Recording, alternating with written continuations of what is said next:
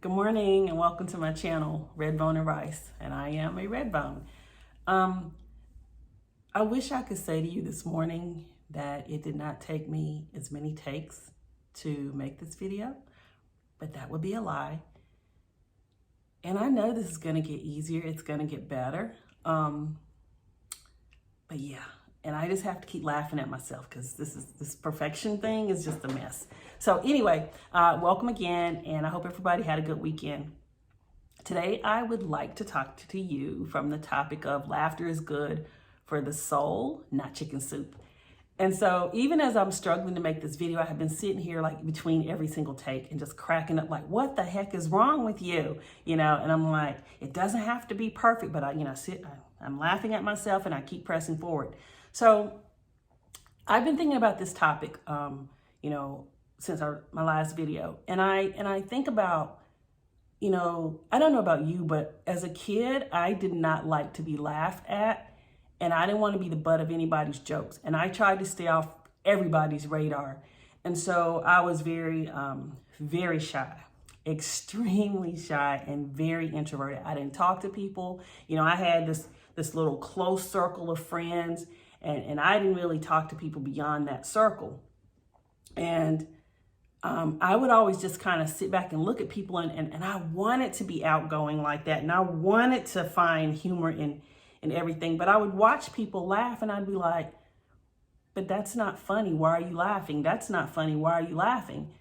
And so I guess I kind of felt like something might be wrong with me. I just didn't know how to laugh, and I didn't like laughing at people, and I didn't like being laughed at. So through elementary, middle school, high school, again, I stayed off everybody's radar. And even in college, I tried to just keep to myself, and, I would watch girls go to these parties, and let me just be transparent. I would watch white girls from my dorm. They would be getting ready to go to parties, and they would get sloppy drunk. And then they would just be laughing at everything. And I thought, well, what's funny? And why are you laughing? And so again, a misconstrued or distorted view about laughter. I know. Y'all are probably thinking, this girl got some issues. And I don't know if it's issues so much as I've just had to learn to work through stuff. And, as we grow, and I certainly believe that I've grown, and I can embrace, and I definitely know that I embrace laughter now. So having said all of that, laughter was not something that I took very lightly.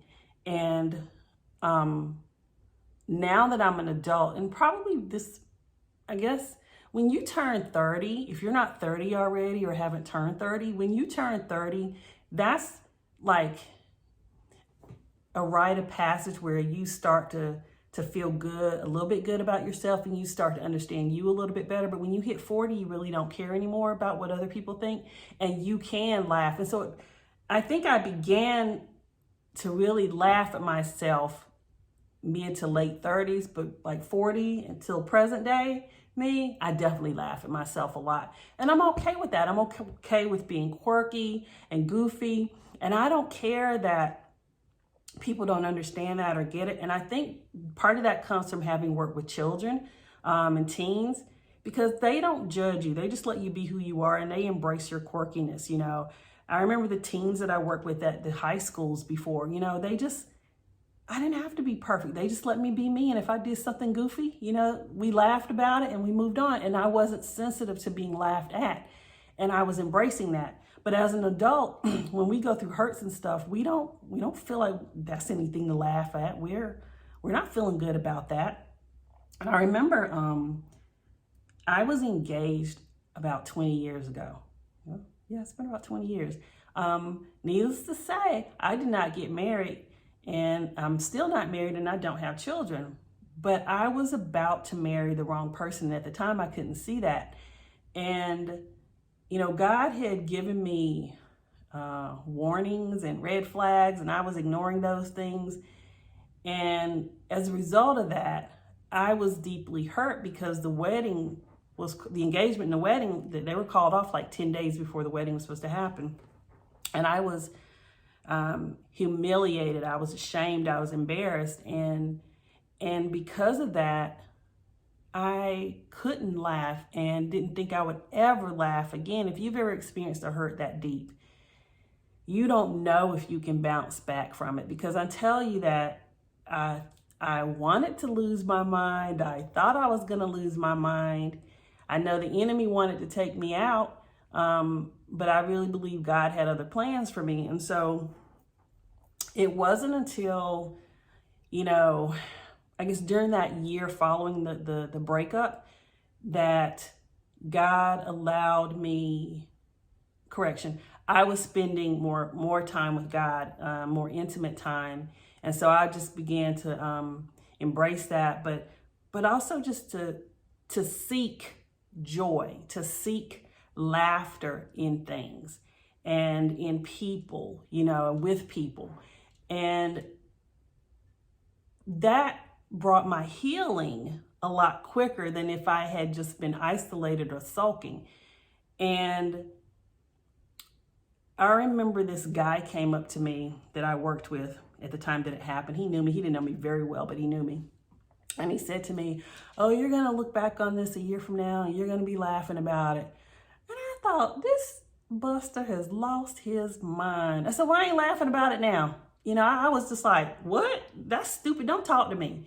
So needless to say, he might have been right because a year later, I was able to look back on that and laugh and know that I was saved from a very hurtful situation that would have ended in divorce.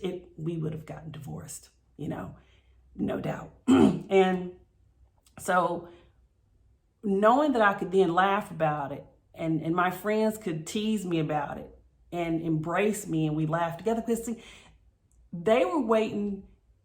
I don't even think they were waiting for my healing, because when I started joking about it and how I was disobedient, how I was out of the will of God, and then they started being able to laugh with me. It's like, it was almost like someone let the air, the helium out of the balloon. It's like,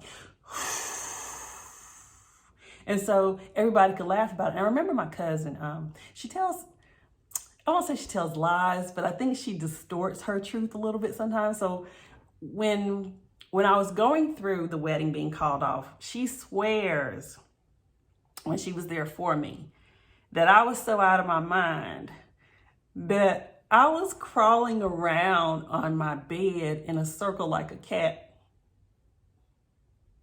Now, y'all know I don't believe that, right? But she swears that is what I was doing. And you know what? That may be her perception. And I may like to believe that sometimes, because it makes me laugh. And we have the heartiest laugh over that sometimes. It's like, and even if I'm feeling bad or heavy-hearted, I can recall that or other situations that just really made me laugh. I love to watch like movies or things that'll make me laugh. When I'm having a bad day and if I'm feeling kind of heavy in my heart, I will be intentional about looking for something to make me laugh that day, looking for something funny. So I try to find humor in everything and not take myself so seriously. And I know there are a lot of people out there who struggle with this, laughing at yourself, allowing others to laugh with you at yourself. But I promise you, there's nothing wrong with it when it's done with the people that love you and that you love. And even people I don't know, I laugh at myself sometimes. Like, I can tell you that one of my girlfriends and I, this is the last story because I'm trying to keep this video short. One of my girlfriends and I, when I lived in Texas, the high school that I worked at had a zombie apocalypse festival every October. And so I had never gone, because let me tell you, I don't like to be scared, first of all. So we went to this, it was like a haunted house. So we went to, and it was at the school. So I was like, the school is really big, but how much space can they really cover? So we went to this haunted house, and we're adults in this haunted house, okay, with her teenage son. And we go through the haunted house and through the zombie apocalypse, and they're running us back and forth across these corridors at the school. And I'm telling y'all, I couldn't breathe. I couldn't catch my breath. I'm not a runner. And so my girlfriend just grabbed my hand because I was going to let the zombies get me because I just couldn't go anymore. And so she grabbed my hand and started dragging me through the halls and the corridors. And I remember just feeling like I was a little rag doll. And you remember how on cartoons, you'll see a character moving or running through the air and they're just kind of flapping and their little feet are in the air and a little wind or breeze is behind them. I think she was moving me and my feet weren't even touching the ground. And so we were screaming and laughing the whole time. But when we hit these doors that took us to the outside, we collapsed on the sidewalk in laughter. Now, we're in our 40s doing this, and we are rolling around on the ground hysterically, and the teenagers that are walking by are looking at us like, what in the heck is wrong with them? But we didn't care, and that's the beauty of it. You learn to laugh. You laugh at yourself. You laugh at situations, and, you know, that way you're defeating the enemy when you do that. He doesn't like it when you're laughing, and he wants you sad. He wants you walking around in shame. He wants you walking around in embarrassment and hanging on to those things or being in bondage to those things. But I refuse, and I'm gonna laugh, and I'm gonna keep laughing till the day I die. And I love to laugh. So all that to say, laughter is good for your soul. And I hope that you will find some humor in yourself or something today. Have a great day and have a great week.